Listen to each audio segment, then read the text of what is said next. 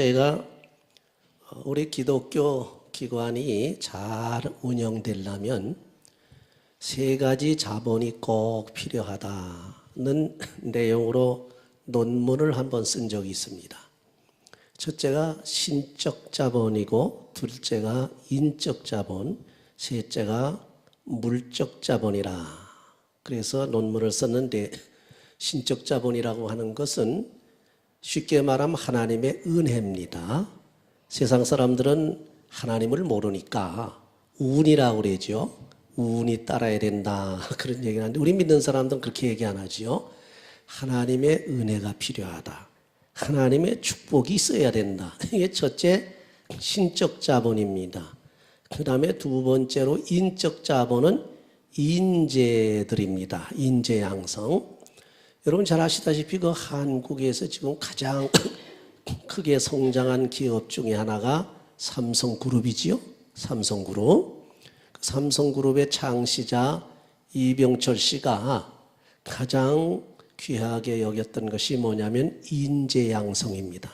그래서 삼성그룹에는 들어갔다 하면 그 개런티가 되어주는 거예요. 직원으로 들어가면 완전히 보장이 돼서 인재 양성하는 데는 아낌없이 투자를 한답니다. 그래서 삼성그룹 하게 되면 아주 들어갔다 하면은 정말로 열심히 일하고 또 많이 인재들을 등용을 해가지고 그렇게 큰 기업으로 성장했지요. 그 다음에 이제 세 번째는 뭐냐면 물적 자본이라는 거예요. 물적 자본이라는 것은 경제적인 거죠. 경제적인 거. 이게 경제적으로 물적, 이 물질이 없으면, 쉽게 말하면 돈이 없으면 또 잘 운영할 수가 없어요. 이거는 뭐 한 기업뿐만 아니라 한 나라도 마찬가지입니다. 여러분 나라가 잘 번성할 때 한번 보세요. 지난 우리가 수십 년 동안 겪어와 봤지만은 나라가 이렇게 부강해지고 굉장히 그 경제가 발전되고 하는 그런 시대를 한번 보세요. 저는 그 시대를 주도하던 그런 대통령이 그때 당시에 많은 비난을 받았습니다. 독재라고 그랬죠. 특별히 박정희 대통령 같은 사람은 엄청나게 독재라는 비난을 받았는데, 그러나 지금에서는 가장 훌륭한, 또 세계적으로도 거의 그야말로 드러날 수밖에 없는 이런 그 인물로 지금 평가가 되고 있습니다. 근데 그분의 그 정치를 가만히 보게 되면요, 요새 정치하고 전혀 다릅니다. 물론 하나님의 축복이겠지만은 그 하나님의 축복이라고 하는 것, 하나님의 은혜라고 하는 것은 믿는 사람에게도 임하지만 믿지 않은 사람에게도 하나님이 은혜를 주시고 축복을 해 주셔야 그룹이 되고 나라를 잘 다스리고 그러는데, 그 박 대통령이 잘 다스린 이유 중에 하나님의 은혜를 받은 이유가 뭔지 압니까? 나라를 사랑하는 마음, 민족을 사랑하는 마음, 그 지금 어느 대통령에게서 찾아볼 수 없습니다. 여러분 잘 아시다시피 그 한국의 그 젊은이를 월남에 보내면서 울고, 또 저 독일의 광부나 간호원들을 보내면서 울고, 그 어디 요새 우는 대통령이 있습니까? 어디 보내고, 솔직히 이거 비교해서 얘기해서는 안 됐습니다만은 제가 이 원리를, 진리를 말씀드리려고 그래요. 하나님의 은혜를 받고 하나님의 또 축복을 받아야 되는데, 바로 믿음으로 받은 건 아니지만은 그 마음이 아주 하나님 보시기에 합한 자라, 그런 얘기. 그러니까 하나님 은혜를 받은 거예요. 그리고 이 두 번째로 중요한 것은 인재 등용을 잘했습니다. 여러분 박정희 대통령 때나 그 다음에 그 전두환 대통령 때도 물론 부정 때문에 아주 악평을 받은 대통령이 됐지만은, 인기가 없는 대통령이 됐지만은, 그러나 인재 등용은 아주 잘했습니다. 여러분 아시다시피 그들이 한 인재 등용들을 한 걸 보게 되면 아주 엘리트들입니다. 이건 어느 당파를 가리지 않고 엘리트는 다 데려다가 장관 시키고 국무위원 시키고 막 이래가지고 그 인재 중심으로 큰 나라를 뿌려나갔단 말이에요. 그러니까 이 흑자가 적자로 돌아왔는 것이 1983년대인가 되는 것 같아요. 쉽게 말하면 전두환 대통령 때서부터 이 적자가 흑자로 돌아섰습니다. 물론 그 부정부패한 거는 건 나쁜 거지만은 좋은 면을 찾아볼 땐 그렇다 그런 얘기입니다. 그 다음에 이제 물적 자원인데 경제가 발달되지 않으면 나라가 안 돌아가요. 그렇기 때문에 벌써 박정희 대통령 때서부터 그 경제가 기초를 놓고서 말이죠. 개발되기 시작해서 이미 전두환 대통령 때 와가지고 완전히 흑자로 돌아섰단 말이에요. 그 바탕 위에서 지금 대통령들이 하는 겁니다. 사실 알고 보면. 뭐 이거를 비교해서 하는 건 아닙니다만 제가 얘기하고자 하는 그 진리는 뭐냐. 어떠한 기관이나 그룹이 잘 되기 위해서는 신적 자본과 인적 자본과 물적 자본이 잘 활용이 돼야 된다. 그런 얘기입니다. 여러분 우리 교회도 그렇고 나라도 그렇고 개인 가정도 똑같습니다. 사실 우리가 하나님 은혜 없이는 못 살아요. 그렇죠? 믿지 않는 사람들도 사실 몰라 그렇지 하나님의 은혜입니다. 그걸 일반 은혜라고 그래요. 다시 말하면 믿지 않는 사람들이 부자가 됩니다. 권세를 노립니다. 명예를 얻습니다. 이거 전부 하나님의 은혜예요. 그들은 하나님의 은혜인 줄 모르고 있는 것뿐이지 실상 우리가 하나님의 은혜라고 볼 수밖에 없는 거예요. 그래서 우리가 받는 구원의 은혜를 특별 은혜라고 그러면 믿지 아니하는 사람들까지도 주는 세상에 부자가 되고 권력을 얻고 명예를 얻고 잘 살고 장사가 잘 되고 비즈니스가 이건 바로 일반적인 하나님의 은혜. 그러니까 하나님의 은혜 이게 신적 자본이에요. 하나님의 은혜가 첫째 있어야 된다니. 그 다음에 우리 가정이나 교회가 잘 되기 위해서는 두 번째로 인재들이 있어야 된대. 사람이 잘 모여들어야 되고 사람들의 인품이 좋아야 된단 말이에요. 여러분 가정도 한번 보시기 바랍니다. 그 가정에서 자식이나 또는 형제들이 못돼가지고 난리를 쳐보세요. 그 가정은 그저 속된 말로 콩가루 집안이 돼버리는 거예요. 그렇죠? 그러나 형제들이 아주 꿋꿋하고 인격적으로 잘났고 또 부모 잘 섬기고 부모는 또 자식을 잘 돌보고 이래가지고 부모와 자식 간의 사랑과 형제들의 우애가 있어가지고 거기에 의리가 있어가지고 서로 어려우면 도와주고 말이죠. 그렇게 힘을 합쳐서 일을 할 때에 그 가정이 아주 잘 된단 말이에요. 그렇죠? 그게 바로 인적 자본이라는 거예요. 인재들이라는 얘기죠. 세 번째는 물적 자본이에요. 아무리 형제 우애가 좋아도 또 돈이 없습니까? 아주 죽을 지경. 그렇죠? 가정에 돈 없어 봐요. 뭘 하고 싶어도 못 하거든. 서로 도와주고 싶어도 못 도와준단 말이에요. 이거 마음만 그렇지. 이게 또 물질이 있어야 된단 말이에요. 우리 인간이 물적 존재이기 때문에 그럴 수밖에 없는 겁니다. 그래서 이 세 가지가 중요한데 여러분 교회뿐이 아닙니다. 우리 교회도 그렇습니다만은 선교도 마찬가지입니다. 오늘 본문에 보는 바울 사도가 선교를 하는데 그냥 된 게 아닙니다. 여기 가만히 보니까 첫째로 뭡니까? 경제적인 파워가 있어야 된다. 경제적인 능력이 있어요. 바울 사도 굶고 다닙니까? 여비도 없이 어떻게 다닙니까? 그렇죠? 또 돌아다니다 보면 남을 도와줘야 되는데 거기 지역에 있는 사람들을 성도들 도와주고 선교사들 도와줘야 되는데 맨몸으로 아무것도 없어가지고 어떻게 합니까? 선교도 마찬가지라는 게 돈이 있어야 돼. 더군다나 오늘날과 같은 자본주의며 또 오늘날 같은 경제로서 세상에 부흥되는 이러한 시기에는 더욱더 그렇다는 겁니다. 그래서 바로 바울 사도의 선교 파워 중에서 첫째가 경제적인 파워라는 겁니다. 이 18장 2절에부터 3절에 보면 잘 나와 있습니다. 첫째, 그러면 이 경제가, 이 돈이 어디서 나왔느냐 이거예요. 남의 것을 도둑질한 것도 아닙니다. 구걸한 것도 아닙니다. 그렇죠? 첫 번째 나온 건 뭡니까? 2절 3절에 보니까 선교 지역에 있는 성도들이 도와줬다 그런 얘기입니다. 선교하게 되면 거기 성도들이 있거든. 거기 전도해 놓은 그러한 성도들이 있어요. 교회에. 그 사람들이 선교할 수 있도록 도와줬다 그런 얘기입니다. 그러니까 이 선교할 때 돈이 없는 사람인데 가면 그 선교지 있는 사람들이 또 도와주는 그런 때가 있단 말이에요. 그것이 바로 아주 참 하나님께서 주시는 축복이지요. 선교지에 경제적으로 도움을 준 사람을 보니까 누가 하면 아굴라하고 브리스길라라고 하는 사람입니다. 본문에 보니까. 아굴라하고 브리스길라라고 하는 사람은 로마에서 쫓겨온 사람이요. 글라디오 황제가 로마에서 너희들은 떠나라 해서 어쩔 수 없이 떠나서 바로 고린도에 온 사람이거든요. 거기서 바울 사도를 만난 거예요. 만나가지고 바울 사도를 만나가지고 자기 집으로 안내를 해서 거기가 바로 교회가 돼버리고 거기에서 바로 이 아굴라와 브리스길라 부부가 바로 바울이 선교하는 것을 도와주더라. 이것이 하나님께서 이미 그곳에 예비해 놓은, 준비해 놓은 종들이란 말이에요. 그래서 선교라고 하는 건 이렇게 하나님의 은혜가 있어야 돼. 그 다음에 또 하나님의 주시는 물질이 있어야 됩니다. 그 다음에 두 번째는 뭡니까? 바울사는 그렇다고 해서 돌아다니면서요, 남이 헌금할 때만 바르고 돌아지 않았습니다. 자기가 최선을 다해서 자급자족을 했단 말이에요. 그래서 거기에서 장막을 깃는, 그렇게 장막, 천막이죠. 오늘 텐트를 만드는 텐트 메이커예요.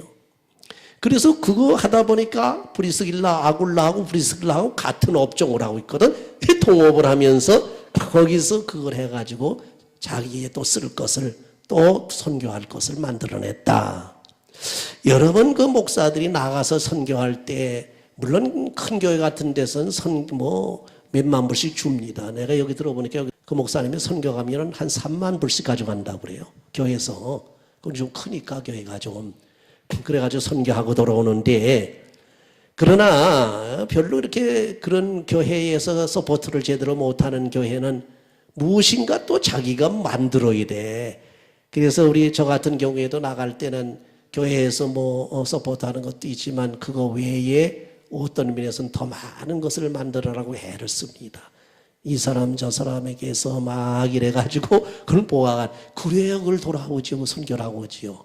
바로 그래서 자급자족을 했다 그런 얘기입니다. 바울 사도는 여러분도 그 여기 정신을, 바울 사도의 정신을 꼭 여러분 받으셔야 됩니다. 물론 자기 생활뿐만 아니라 남을 도와주고 좋은 일을 하는 것까지라도 남만 의지해서는 안 된다 그러니, 그렇죠? 그저 거저 떨어질 때 바라서 안 된단 말입니다. 열심으로 자기가 일하고 노력을 해서 하나님께서 주시는 걸 가지고 또 일을 해야 된다. 결국 선교하다 보니까 이 물질이 이렇게 필요하다는 거예요. 그렇죠? 근데 바울 사도는 자기 가지고 있는 건 하나도 없었어요.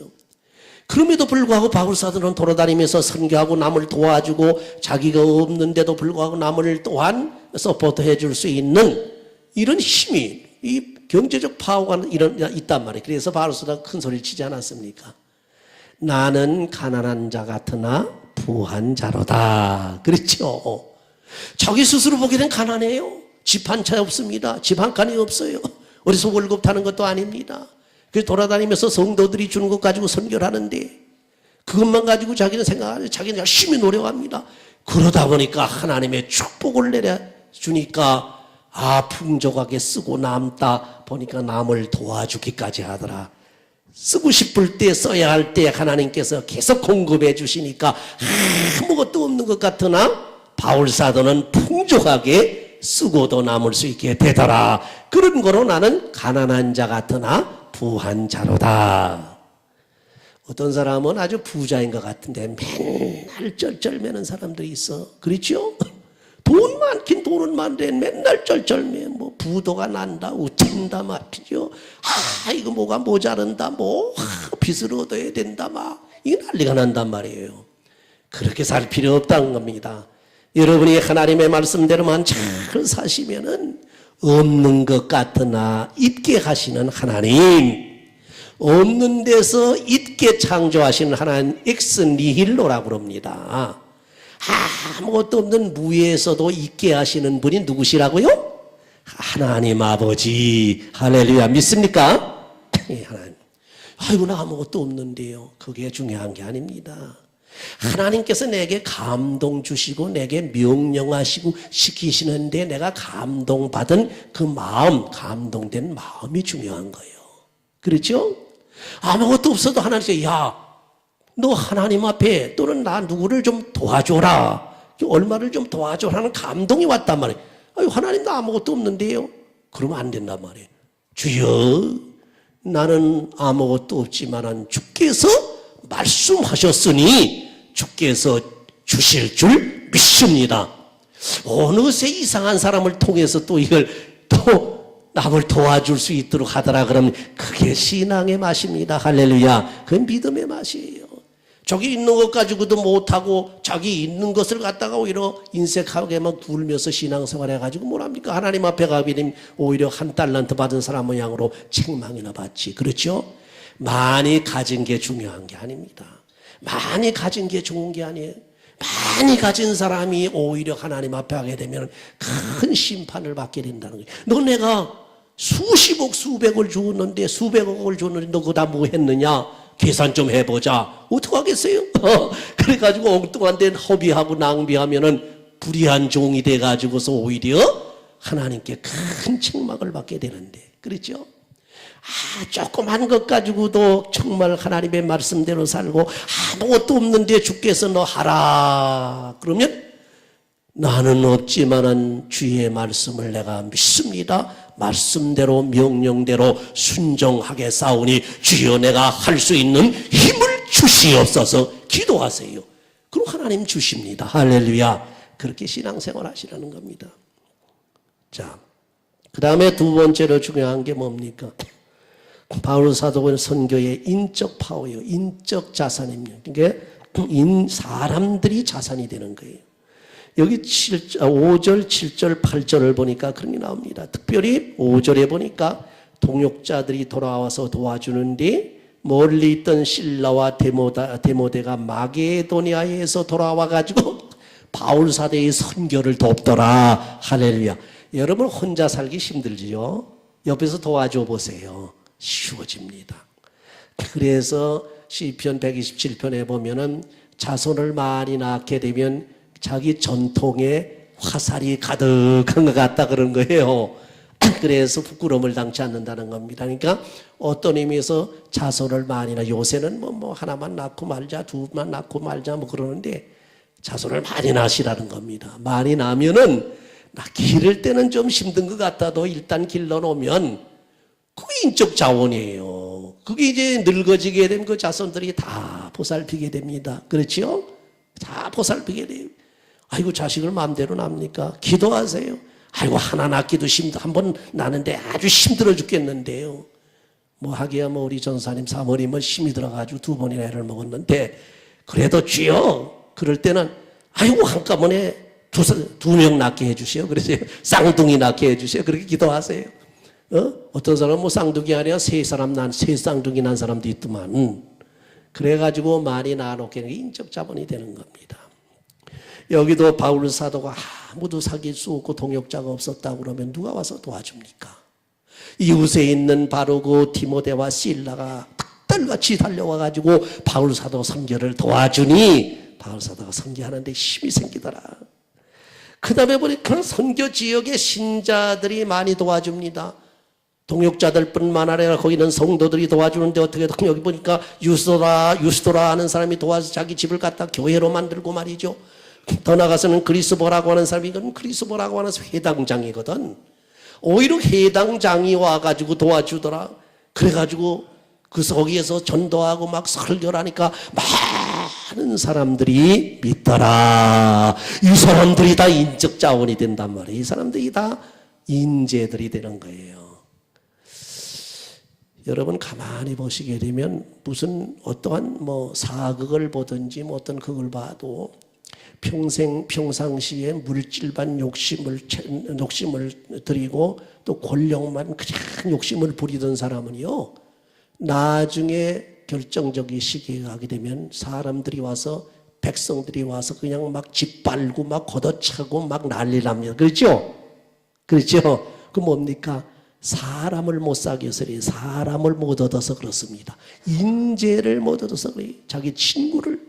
그래서 예수님께서 설교 중에서 지난번에 말씀드린 대로 너희가 불의한 재물로 친구를 많이 사귀어두라고 그랬어요. 그렇죠? 그러면 내가 어려울 때 그들이 와서 도와줄 것이다. 겁니다. 인심이 잃은 사람같이 불행한 사람이 없습니다. 차라리 물질이 없고 내가 어려움을 겪는 날지라도 사람을 많이 사귀어두고 친구를 많이 사귀어두면은 그것이 자산이 된단 말이에요. 이 다음에 어려울 때 도와주더라. 가정에서는 자식들이 인재요, 교회에서는 교인들이 인재요, 국가에서는 또 백성들이 인재요. 선교할 때는 그 지역에 있는 성도들이 인재란 말이에요. 그렇죠? 그래서 그 인재들 보니까 뭐 동역자들뿐만 아니라 그 지역에 있는 유지들까지 잘 사귀어 놓으니까 도와주더라. 그게 바울 사도 선교 파워의 두 번째 파워인 바로 인적 파워, 피플 파워라는 거예요. 그렇죠? 마지막으로 뭡니까? 바울 사도가 선교적으로 파워를 가지고 있었는데 이것이 뭐냐면 가장 중요한 영적 파워예요.